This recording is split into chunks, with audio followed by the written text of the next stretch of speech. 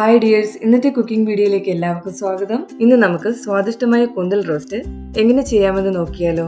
ചില സ്ഥലങ്ങളിൽ ഇതിനെ കൂന്തൽ എന്ന് പറയും, ചില സ്ഥലത്ത് ഇതിനെ കണവ എന്ന് പറയും. രണ്ടും ഒന്ന് തന്നെയാണ്. ഇനി നമുക്ക് റോസ്റ്റ് ചെയ്യാനായിട്ട് നന്നായി കഴുകി വൃത്തിയാക്കിയ 1 കിലോ കണവയാണ് എടുത്തിരിക്കുന്നത്. വാങ്ങിയ സമയത്ത് തന്നെ ഇതിന്റെ പുറമേയുള്ള സ്കിന്നും അതിനകത്തുള്ള മഷിയും നാക്കും തലയുടെ ഭാഗത്തുള്ള കല്ലും ഇതെല്ലാം മാറ്റിയിട്ട് തന്നെയാണ് കിട്ടിയത്.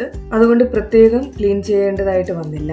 അതുപോലെ തന്നെ കണവ കട്ട് ചെയ്യുന്നതിന് മുൻപായിട്ട് കണവയ്ക്കകം നന്നായിട്ട് കുലുക്കി കഴുകി തോർത്തിയിട്ട് വേണം കട്ട് ചെയ്യാനായിട്ട്. ചില കണവയുടെ വാലിന്റെ ഭാഗത്ത് മണലിരിക്കാനുള്ള സാധ്യതയുണ്ട്. ഇനി ഇത് കട്ട് ചെയ്യുമ്പോൾ നിങ്ങൾക്ക് ചതുരാകൃതിയിലോ ഇതുപോലെ വട്ടത്തിലോ നിങ്ങൾക്ക് കട്ട് ചെയ്യാവുന്നതാണ്.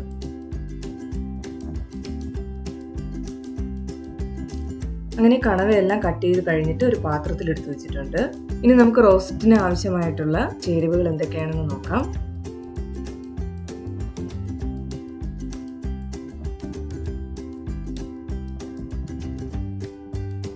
ഇത്രയാണ് ആവശ്യമായിട്ടുള്ള ചേരുവകൾ. ഇനി നമുക്ക് കണവ മാരിനേറ്റ് ചെയ്യാനായിട്ട് ഒരു മിക്സിംഗ് ബൗളോ അത്യാവശ്യം വലുപ്പമുള്ള ഒരു പാത്രമോ എടുത്തിട്ട് അതിലേക്ക് കണവ ഇടുക. എന്നിട്ട് 2 teaspoon ginger garlic paste, 1 teaspoon നാരങ്ങാനീര്, 1/2 teaspoon Kashmiri chilli powder, 1/4 teaspoon pepper powder, എന്നിട്ട് ക്രഷ് ചെയ്ത് വെച്ചിരിക്കുന്ന പെരിഞ്ജീരകത്തിൽ നിന്ന് 1/4 ടീസ്പൂൺ പെരിഞ്ജീരകവും 1/2 ടീസ്പൂൺ മഞ്ഞൾപ്പൊടിയും 1/2 ടീസ്പൂൺ ഉപ്പും കൂടെ ചേർത്ത് നന്നായി മാരിനേറ്റ് ചെയ്ത് നമ്മൾ ഇതിലേക്ക് ചേർത്ത ചേരുവകളെല്ലാം നന്നായി പിടിക്കുന്നതിന് വേണ്ടിയിട്ട് 5 തൊട്ട് 10 മിനിറ്റ് വരെ മാറ്റി വെക്കണം. ഇനി നമുക്ക് ചുവട് കട്ടിയുള്ള ഒരു പാത്രമോ ഇതുപോലൊരു മൺചട്ടിയോ എടുത്തിട്ട് അതിലേക്ക് എണ്ണ ഒഴിക്കുക. എണ്ണ നല്ലവണ്ണം ചൂടായിട്ടുണ്ട്. കടുകിന്റെ ടേസ്റ്റ് ഇതിന് വേണ്ടാന്ന് വെച്ചിട്ട് ഞാൻ കടുക് പൊട്ടിച്ചിട്ടില്ല, അല്ലാതെ മറന്നു പോയതല്ല. നിങ്ങൾക്ക് കടുകിന്റെ ടേസ്റ്റ് ഇഷ്ടമാണെങ്കിൽ കടുക് പൊട്ടിക്കുക.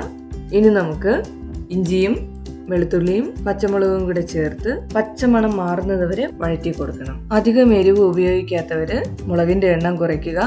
കറിവേപ്പില കൂടെ ഇട്ട് കൊടുത്തതിന് ശേഷം നേരത്തെ കട്ട് ചെയ്ത് വെച്ചിരിക്കുന്ന 1 കപ്പ് ഉള്ളി കൂടെ അതിലേക്ക് ഇട്ട് കൊടുത്ത് നന്നായി വഴറ്റുക. ഉപ്പുകൂടെ ചേർത്ത് കൊടുത്താൽ ഉള്ളി പെട്ടെന്ന് വാടിക്കിട്ടും. റോസ്റ്റ് ചെയ്യാനായിട്ട് 1/2 ടീസ്പൂൺ ഉപ്പാണ് ചേർത്തിരിക്കുന്നത്. കുരുമുളക് പൊടിയും കൂടെ ചേർത്ത് നന്നായിട്ടൊന്ന് വഴറ്റിയതിന് ശേഷം ഉള്ളി ഒരുവിധം വാടി വരുമ്പോഴേക്ക്, ഉള്ളി നന്നായിട്ട് വാടണ്ട, നേരത്തെ കട്ട് ചെയ്ത് വെച്ചിരിക്കുന്ന ടൊമാറ്റോ കൂടെ ചേർത്ത് നന്നായി ഇളക്കാം. 2 തൊട്ട് 3 മിനിറ്റ് വരെ നന്നായി ചേർത്ത് ഇളക്കിക്കൊണ്ടിരിക്കുക. അപ്പോഴേക്ക് ഇത് രണ്ടും നന്നായി വാടി എണ്ണ മുകളിലേക്ക് തെളിഞ്ഞു വരുന്നതായിട്ട് കാണാം. ഈ സമയത്ത് നമുക്ക് മല്ലിപ്പൊടി കൂടെ ചേർത്ത് കൊടുക്കാം. മുളക് പൊടിയും മഞ്ഞൾപ്പൊടിയും അപേക്ഷിച്ച് മല്ലിപ്പൊടിക്ക് റോസ്റ്റിംഗ് ടൈം കുറച്ച് കൂടുതലാണ്. മല്ലിപ്പൊടി നന്നായിട്ടൊന്ന് വരട്ടിയെടുത്തില്ലെങ്കിൽ അതിൻ്റെ ഒരു പച്ച കുത്തലും പച്ച മണവും നമുക്ക് കറിയിൽ അനുഭവപ്പെടും. അപ്പം അതിൻ്റെ ടേസ്റ്റ് തന്നെ ആകപ്പാടെ അങ്ങ് മാറിപ്പോകും. അതേസമയം വറുത്ത മല്ലിയുടെ പൊടിയാണ് ചേർക്കുന്നതെങ്കിൽ ഒരുപാടങ്ങ് വരട്ടേണ്ട കാര്യമില്ല. മുളക് പൊടിയും മഞ്ഞൾപ്പൊടിയും കൂടെ ചേർത്ത് ഇളക്കുക. ഇപ്പം നമ്മുടെ കൂന്തൽ റോസ്റ്റിന്റെ മസാലക്കൂട്ട് തയ്യാറായിട്ടുണ്ട്. ഇനി നമുക്ക് നേരത്തെ മാരിനേറ്റ് ചെയ്ത് വെച്ച് കണവ കൂടെ ചേർത്ത് നന്നായി ഇളക്കണം. ശേഷം 10 തൊട്ട് 15 മിനിറ്റ് വരെ ലോ മീഡിയം ഫ്ലെയിമിൽ വെച്ച് കുക്ക് ചെയ്തെടുക്കണം. അതോടൊപ്പം തന്നെ ഓരോ 5 മിനിറ്റ് കഴിയുമ്പോഴും അടപ്പ് തുറന്ന് ചട്ടിയിൽ പറ്റി പിടിക്കാതിരിക്കാനായിട്ട് ഇളക്കി ചേർത്ത് കൊടുക്കണം. കണവയിൽ പ്രത്യേകം വെള്ളം ചേർത്ത് കൊടുക്കേണ്ട കാര്യമില്ല. കുക്കായി തുടങ്ങുമ്പോൾ തന്നെ അതിൽ നിന്ന് വെള്ളം ഇറങ്ങി വരും. ഇതിപ്പോൾ ഞാൻ 5 മിനിറ്റ് കഴിഞ്ഞ് നോക്കിയപ്പോൾ ഇത്രയും വെള്ളം ഇറങ്ങി വന്നിട്ടുണ്ട് കണവയിൽ നിന്ന്. ഇനി ഇത് നമുക്ക് വീണ്ടും ഒന്ന് മിക്സ് ചെയ്ത് കൊടുത്തിട്ട് മൂടി അടച്ചു വെച്ച് വീണ്ടും ഒരു 10 മിനിറ്റോളം കുക്ക് ചെയ്യാം. അതിനുശേഷം ഇപ്പോൾ വീണ്ടും തുറന്ന് നോക്കിയപ്പോൾ നേരത്തെക്കാളും അതിൻ്റെ ജലാംശം വറ്റി വന്നിട്ടുണ്ട്.